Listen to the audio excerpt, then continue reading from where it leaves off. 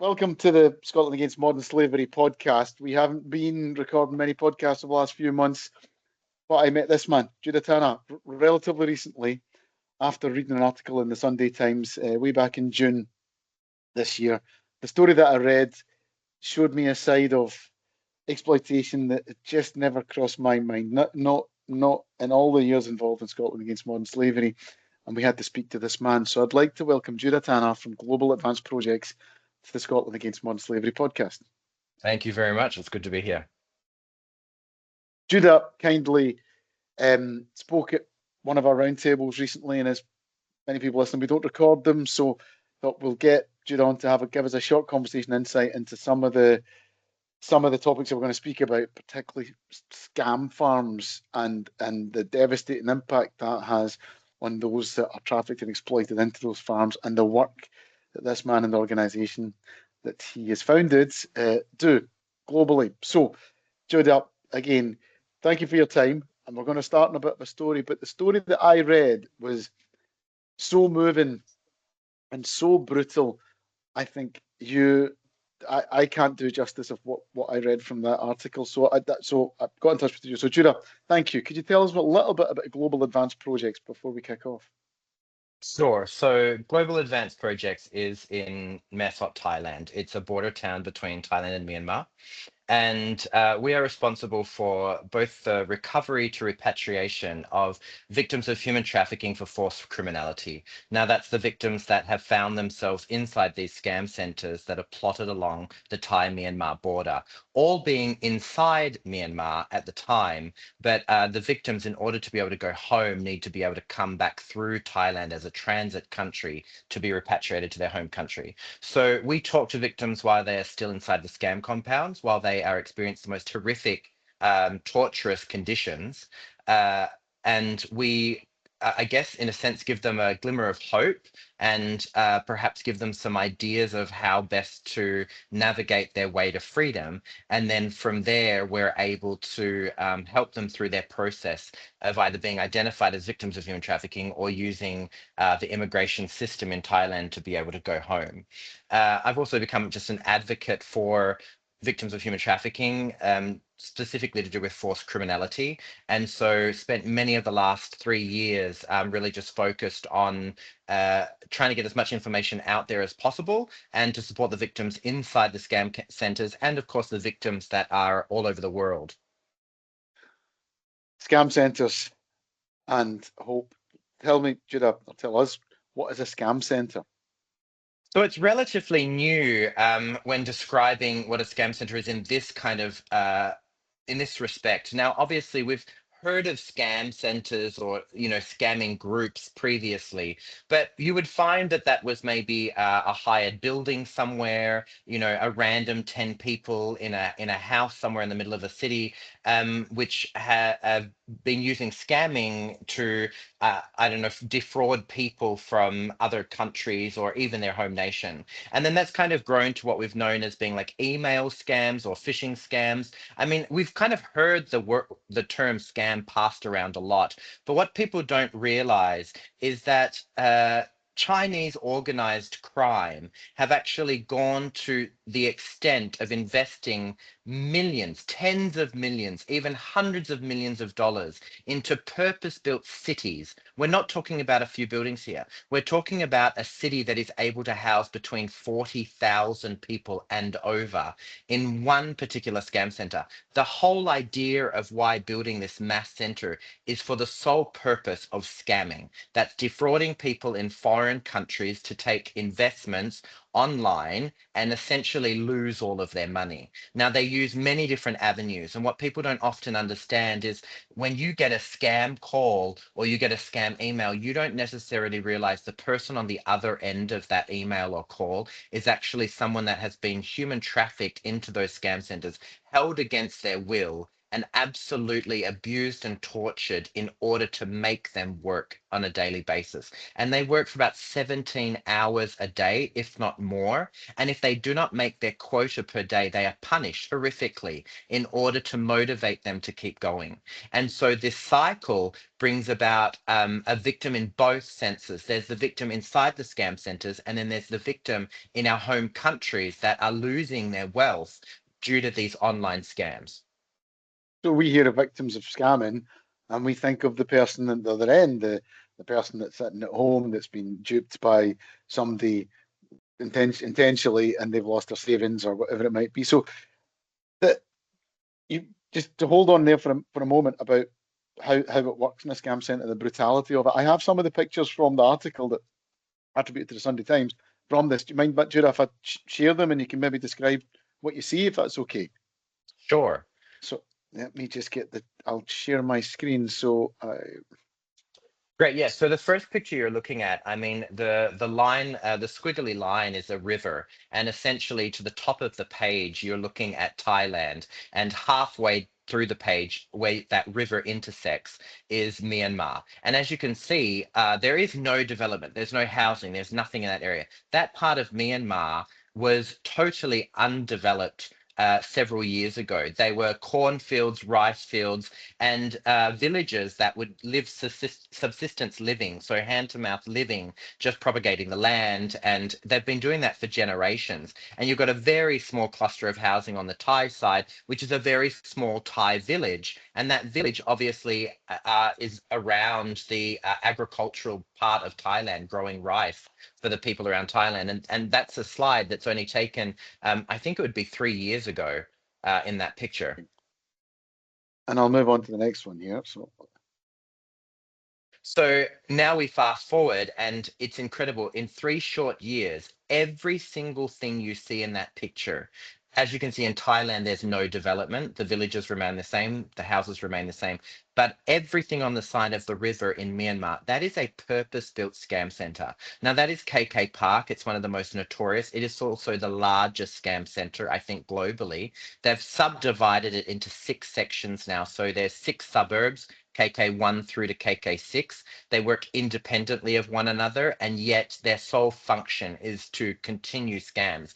Inside that scam center, there is an estimated more than 40,000 people working there today from I think about 42 countries that are represented inside that scam center. Now, what you can't see from an aerial picture is there is a wall that's about 9 to 12 foot around every single part of those buildings. And there are armed gunmen standing on those walls in guard towers. And so you cannot leave. And on the outside of those walls, that is a militarized zone. So we've got EAOs, the ethnic armed forces, that are protecting those areas, and they have direct orders to make sure that anybody who escapes that compound is returned to their captors. They will return them to the Chinese criminals. So we're looking at a picture now of that scam center. So from an aerial to what I think would be a drone picture. And as you can see, the buildings are not small, they're multi-level. So we're talking about, if you look at the green pictures that are towards the right with red roofs, those are some of the original buildings that were ever established inside KK Park when I started working on the issue in 2022. And as you can see, they're, I think, 4 stories tall, or five, if I'm not mistaken, 4 stories tall, and they go back quite a distance. So you're talking about hundreds of rooms in each one of those buildings, and each room is able to house between 4 to 6 people in bunk beds. That is just one subset of housing in order that they would then move into offices and do scamming for 18 hours a day. So if you're talking about hundreds of victims just in those small buildings, now multiply that through the 100 other buildings you can see in this picture. And I'm looking at this visually, and it just sweeps into the visions of concentration camps during Nazi times in Europe.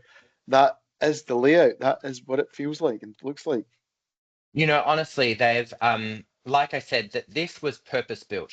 It was rice fields previously. And so you have to understand every single thing that has been built there is purpose driven. Like you mentioned, concentration camps and things like that, those were developed in order to hold, house, and essentially control anyone that's within. And this is exactly the same. These aren't just streets of a town that you're looking at, that you're like, well, a few buildings might be given to scamming. Literally anybody that is living there is in some way associated to the scam district. Oh. And just a map that was taken from the Sunday Times, sources United Nations Office of Drugs and Crime. So can you talk us through this and what your view is in this map? Yeah, so we look at the scamming for forced criminality, and the majority area in which we find the scam centers are what we call the Greater Mekong region. So Myanmar having the most centers, and really in Myanmar, the centers that we've built, they are purpose-built centers. So and they are very much secluded, and very much the people are trapped inside the walls. But we also have scamming that's in both Laos and Cambodia, and you can see that by the little dots of red that are in there. Now, Cambodia has been highlighted more recently in the news because there has been an increase in scamming. And what we've seen in those, really, they've been taking over buildings within areas of Cambodia that the government or the governing body have really allowed them to come in and taken over their buildings. So what we're seeing is a growth, but unfortunately, the pattern is quite exponential. The growth is not being slowing, the growth is growing quite exponentially over the last few years. So I think now we're over 160, 170 identified scam centers in Myanmar, and that's nothing compared to the hundreds and hundreds that we have across the Greater Mekong region, and then also into Dubai, parts of the Middle East. We're now seeing them open in Africa, and essentially they're coming from the same hub, the same Chinese criminal syndicate that's responsible for them here. They're now branching out and building scam centers all over the globe. And I'll stop sharing for a moment because the story that I'd read was about an individual called Mustafa, and that's relevance of it's mentioned on the map from Sierra Leone. The typical journey then of a victim that's been trafficked to scam and what their day is like. Can you tell us a bit more about that, Judah? Yeah, so I think what I'd like to say to the listeners from the beginning is we have this misconception that those who are trapped in the scam centers that had gone there, they must have been naive in some way. But honestly, part of what traditionally would have been known that could have been true, that, naive people taking jobs and whatnot. In terms of what we're looking at now, these scam centers were focused on wanting people with an education, not the naive communities. So they targeted those with PhDs, they targeted those with master's degrees, with bachelors, because they needed people that were well educated and understood the world, because that's part of the conversation that needs to be had from scammer to the scam victim. And so what they do is they answer job ads. Now we're a globalized society. It is normal to graduate university and look for jobs not just in your hometown, not just in your home country, but abroad. It's so often advertised to get out of your home country and find a job somewhere else. Well, when you're looking at some countries where the socioeconomic conditions are a little bit less, of course, they're going to be looking abroad more for their jobs. And so these scam centers have utilized that, targeted those people, and offered them jobs in Thailand. Those jobs look very legitimate. People that did their due diligence actually had meetings with CEOs, or what they thought were CEOs of the companies, and they had multiple Zoom meetings with multiple departments, including HR departments, before they were offered contracts to take. Now, you would think if you've gone through all of that and you've Googled the company and the company exists and they've got buildings in the city, then it must be true. And so they fly into Thailand, and then they've got kind of stories that help the reason why,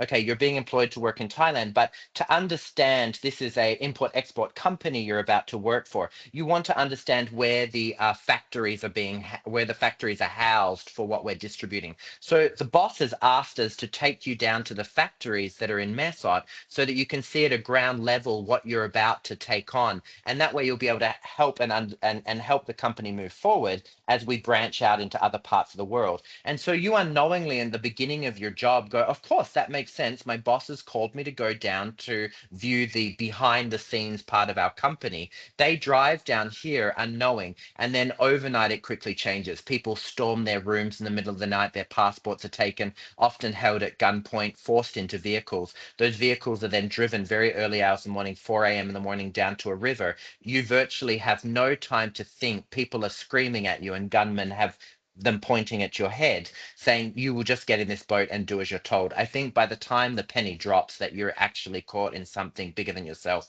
it really is too late. And so they're pushed across the river. They arrive in the back doors of these scam centers, and essentially every human right they've ever had is deleted from that moment. Their phones are taken off them. They don't get to call home. Their passports are never given back to them again. And they're basically feared. They use fear mongering in order to control them. You will be killed if you leave, if you don't listen and you don't obey, or they do the complete opposite. Calm down, it's going to be okay, let's look after you. And so some victims have the story that when they go into scam centers, it's like living the high life for a week. They were introduced to companies that looked like call centers. It all made sense to them. This is what it was going to look like for the company. They just happened. I mean, most people that came from another country didn't realize that they crossed into Myanmar. They don't have any idea of the borderline parts, and there was no signage, and there's no flags anywhere telling them that they're about to cross an international border. And so they just go along with it. Okay, I'm going to learn what's happening. And very quickly within a few days they start to realize, hey, this is not where I thought I was going to be, and they get trapped. Unfortunately, now several years on, so that would be how it kind of originated in 21, 22. We're moving further along, and the scam centers are becoming better at what they're doing. And unfortunately, what we see is the majority of people coming into the scam centers are now there because of friends and family. Now, just imagine your cousin called you that you haven't spoken to for a while, but of course you would trust your cousin, or maybe your childhood friends. You grew up in school with them. You've kept on Facebook with them for the for your entire journey of life. You finish university, you've got your job. It's not uncommon that every now and again you check in with each other, share a page, share a like, and suddenly this person reaches out to you and says, hey, bro, I've got a job that's incredible. I've been working here for the last year. I've been earning so much money. Their new positions have just opened up, and I've been asked to recruit for them. I want to give you this opportunity. I know that your family's in poverty. I know that you're struggling. I know that you're educated. I know that you can speak English. I'm going to get you past every roadblock that is in your way in order to prevent you here. I'm going to jump your CV to the top of the list, and it's my job to recruit you. So I'm going to say you've already got the job.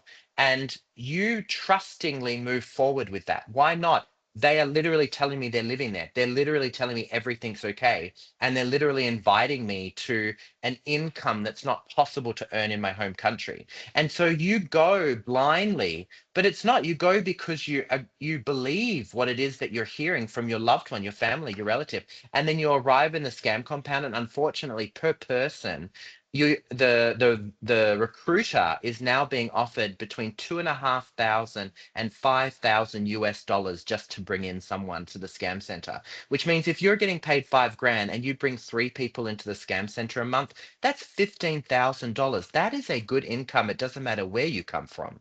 And all you did was invite 3 people off Facebook that, well, you don't know that well, or you thought they'd be an easy catch, and they arrive in the scam centers and you block them, you delete them, you don't answer your phone anymore, and you tell them, bro, just live with it, accept it. This is your life now. Now you have to be a scammer. And the brutality of what you've just said, friends, family, that's the recruitment process. And you'd assume historically the way that would have been done would have been very different for online, Facebook country, etc., etc.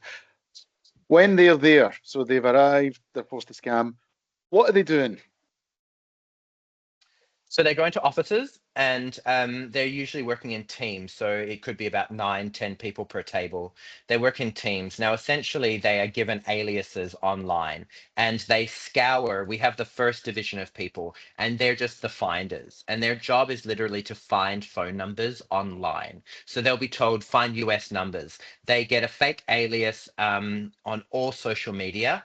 And their job is literally just to scour social media. And many of us have actually hooked our phone number up to our social media. So those of you who are listening are probably like, hang on, my Facebook does actually, if you go to my about, it actually has my phone number listed because 5 years ago, Facebook told us that we should do that. And so that phone number, all they have to do is take that and put it on a piece of paper. And so their job is basically to find phone numbers. Then they hand that over to a chatter. Now, a chatter might also be a victim, and their job is to make first contact. So have you ever received or heard of a message that's like, hey, John, I'm running 15 minutes late and I'll see you. I'm really looking forward to catching up for dinner. Yep. You're not John. Your name is Sarah. But you reply to them going, I'm sorry, I think you've got the wrong number. Oh, really? I thought this was my friend John. Sorry, who am I talking to? Hey, you're talking to Sarah. Well, it's really nice to meet you, Sarah. My name is, so and so, and this is my story, and la. It's so interesting to meet somebody.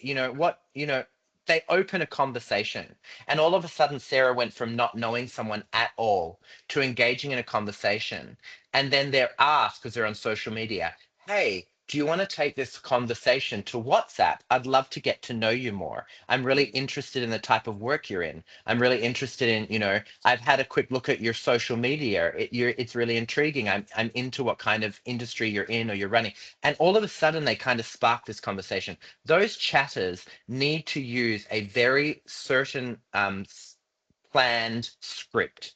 That script has been developed by psychologists that were previously victims of human trafficking.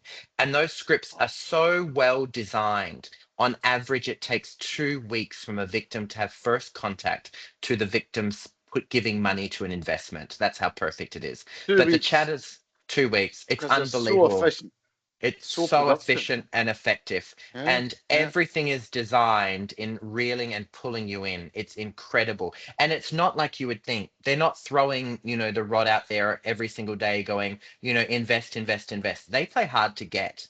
And you start to realize, well, you don't realize, but you in your conversation, you start to inquire about their life, and it opens the door for them to be able to tell you things about their income and things about their fancy holidays and new handbags, and you get intrigued on how you could afford that because they're always affluent.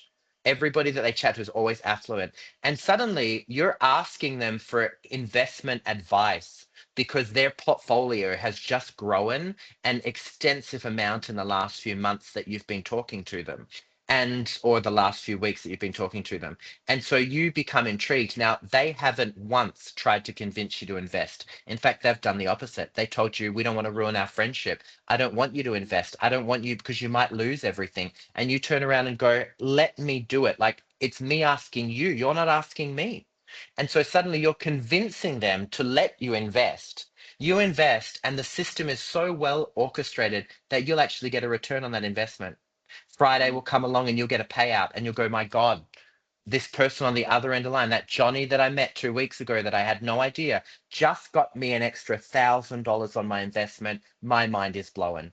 And then another investment comes up, and Johnny throws you another bone and says, I don't want to talk you into this, but this is going to be as good as the first one. And you go, well, I've got this liquidated asset, and it's not making me any money in the bank. And I think that if I invested 100,000, I could actually get on that holiday that I wanted, or buy that new handbag, or get, the car that I need. And suddenly you give what you thought was, a genuine investment, and you place that 100,000 because you've already done 10,000 the week before and it worked. You had a return on it. And so you place a larger amount, and in that moment, your accounts are blocked, everything's closed down, and nobody's contacting you back anymore.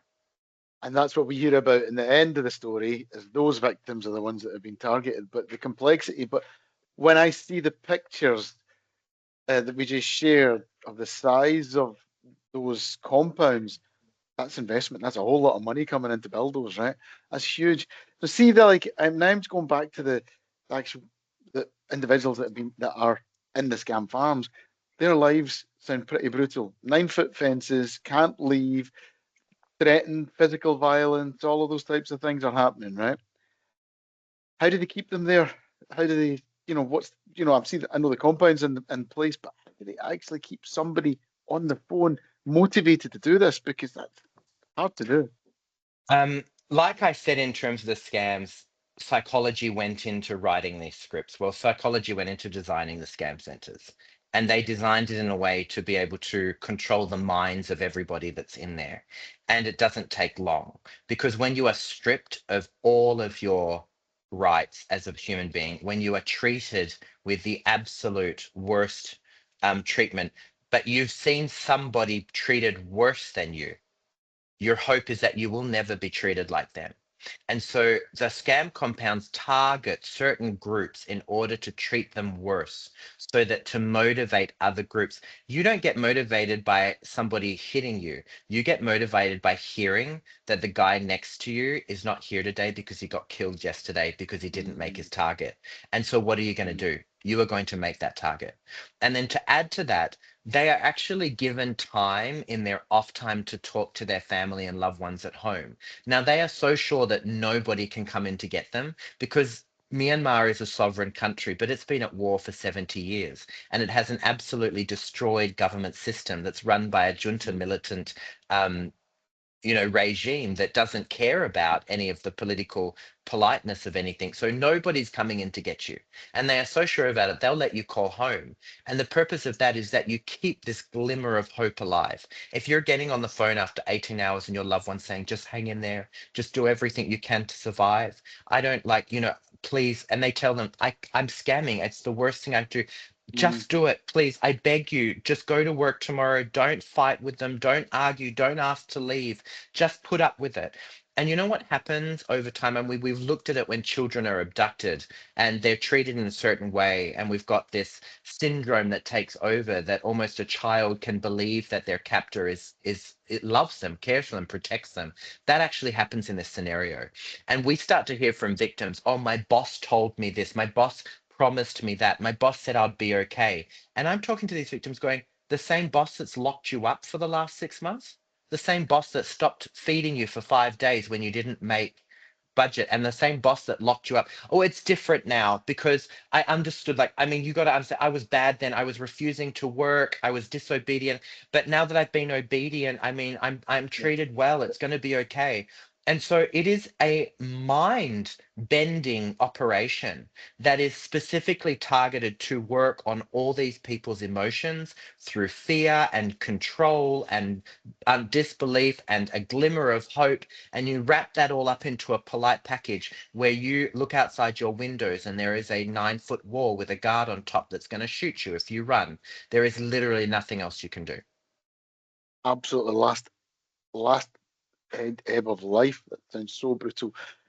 There's positive in this story as we come to a close, Judah, and the positive is rescues. And I'll share a picture of a rescue shortly. But how does that happen? Because this is what you do, and this is what your organisation does. Do you help these people recover? You recover them and rescue them. So tell me, how does that work?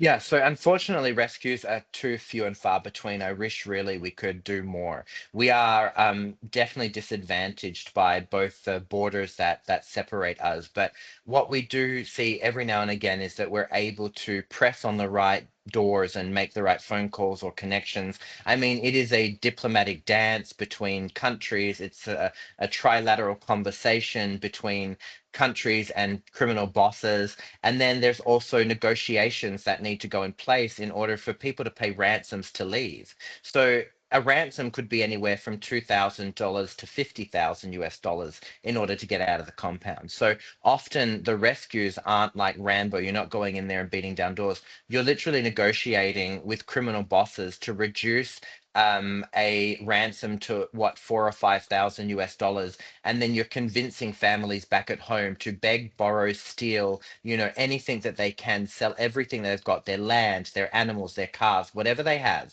in order to be able to put these money together and pay off these criminal bosses. But then the gates are open, they're pushed out the front, and these people don't know where to go. They don't even really know where their country lies. I mean, they've Googled it, but you've got no idea. And so that's really where we step in. We're able to follow pins, we're able to get locations and understand, we get drop zones. And so we're able to recover the victims when they're being dumped in certain locations. And that's just an incredible part that I play. And it's only such a small role in what we do.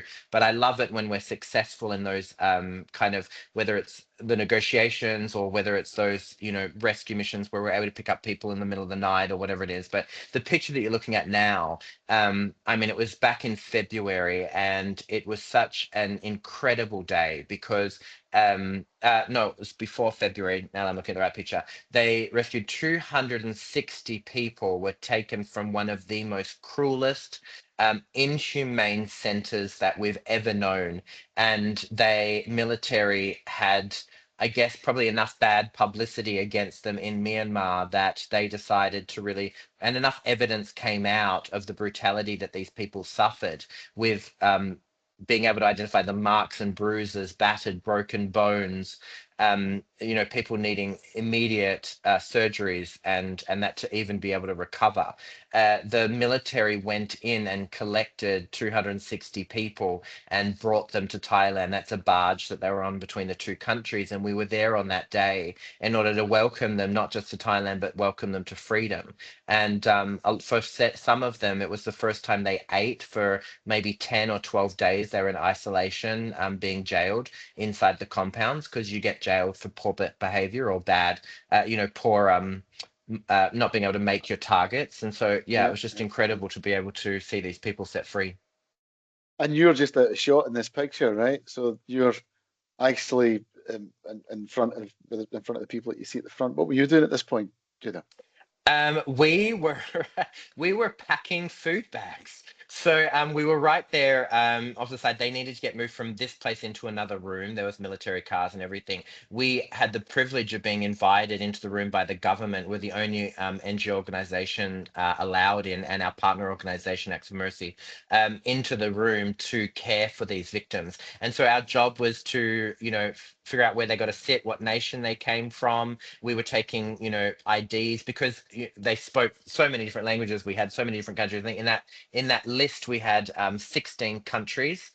Just in that group of 260, we fed them. I did. I've got some medical background, and so we had an ambulance come and some medical teams, the EMTs, and so I was doing some triage on the scene while we were there. And I really, what we were giving them was their humanity back in what was going to be the next few weeks of processing before they got home. Many didn't have passports. Many, we had to find identity cards. We had to get government officials involved. We had to get embassies on the line. We had to get them to reissue travel documents. I mean, there was an incredible amount of work that had to be done. But what we needed to do first was really just triage the situation and give hope to everybody that had just been rescued from the worst scam center we know.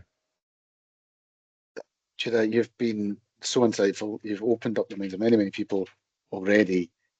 You mentioned hope, and that's what you do as a human being and what you do with the organisation, Global Advanced Projects. I'm really, really proud to have met you. I'm really proud that you responded and you're so active in what you're doing, and actually the figures that you're talking about, the amount of people, the nationality, the victims on both sides of this, the scammer, another side of it. But when I receive one of those texts or messages now, I'll always have a think about the person on the other side now, rather than swearing and getting annoyed about why have I been targeted again. There's a two sides to every story. I hope this opens up to all those listening. Just like to thank Judah. The link to GAP will be on the links that this podcast is published. I'd just like to thank Judah for his time, his efforts, and his humanity. Thank you very much. And thank you for publicizing this issue. It is an important issue that we all should get behind, even in terms of really just learning to understand it, finding out as much information as we can, because then we can be more effective in really stopping it in whichever area that we are, looking at the prevention side of what's happening, and for the recovery of people that are returning home to their nation, many to the UK that have been caught up in this area. So yeah, thank you very much. Really proud to have met you, and we'll hear from you again at Scotland Against Modern Slavery. Thank you very much. Thank you.